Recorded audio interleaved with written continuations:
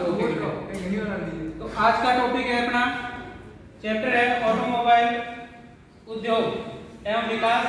इसके अंदर अपना चैप्टर टॉपिक आएगा हाइड्रोलिक एंड न्यूमेटिक।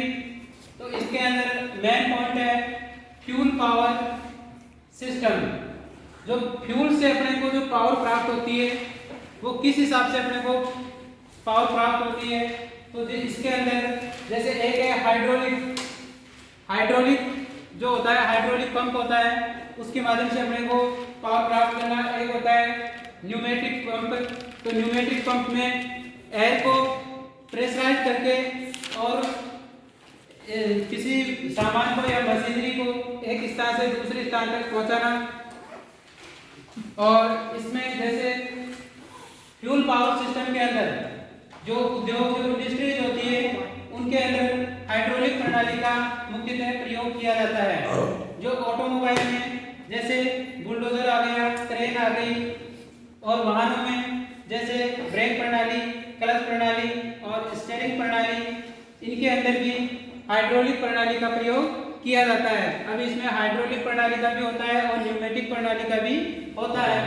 जैसे फ्यूल पावर प्रणाली मुख्यतः वायु के दबाव से कंट्रोल एवं संचालन होता है।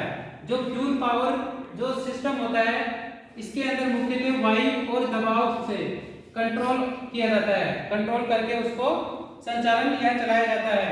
उसे न्यूमेटिक सिस्टम कहते हैं, जिसके अंदर वायु से कंट्रोल किया जाता है, वायु के दबाव से कंट्रोल किया जाता है और चलाया जाता है, उसको न्यूमेटिक सिस्टम कहते हैं। वह फ्यूल पावर प्रणाली जिसका संचालन फ्यूल के दबाव से कंट्रोल एवं संचालन किया जाता है या चलाया जाता है, उसे हाइड्रोलिक सिस्टम कहते हैं। यानी कि जो तेल के दबाव से, फ्यूल के दबाव से पावर प्राप्त की जाती है या दबाव दिया जाता है, फ्यूल से दबाव दिया जाता है या कंट्रोल किया जाता है या चलाया जाता है, उसे हाइड्रोलिक सिस्टम कहते हैं। तो इसमें जो न्यूमेटिक सिस्टम है, इस सिस्टम में कंप्रेसर द्वारा वायुमंडल की हवा के दबाव के साथ टैंक में भरा जाता है। सबसे पहले क्या किया जाता है, जो प्रेशराइज्ड हवा होती है, जो दबी हुई हवा है, उसको क्या करते हैं, अलग टैंक में भरा जाता है और भरने के बाद यह कंप्रेस्ड एयर टैंक से पाइपलाइन द्वारा एक्चुएटर में पहुंचाई जाती है। और जो न्यूमेटिक प्रणाली का उपयोग मुख्यतः ऑटोमोबाइल में ब्रेक प्रणाली और एयर ब्रेक होते हैं ना, उनमें इसका यूज मुख्यतः होता है।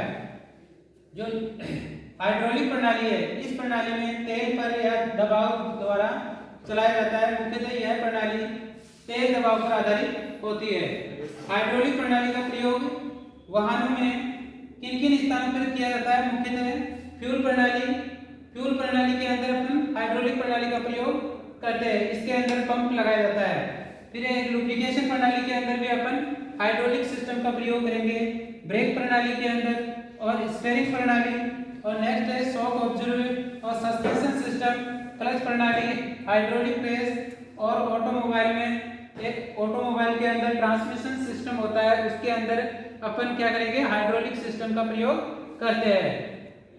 तो ये तो था अपना जो फ्यूल पावर सिस्टम, यानी कि फ्यूल से जो पावर प्राप्त की जाती है वो किन में की जाती है। जैसे हाइड्रोलिक सिस्टम में और न्यूमेटिक सिस्टम से अपन फ्यूल की पावर से प्राप्त किए जाते थे।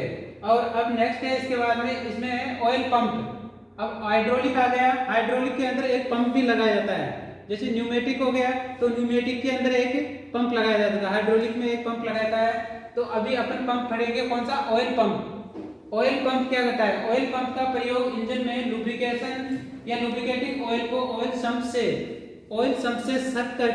सक्शन करके और उसको कहाँ, ऑयल गैलरी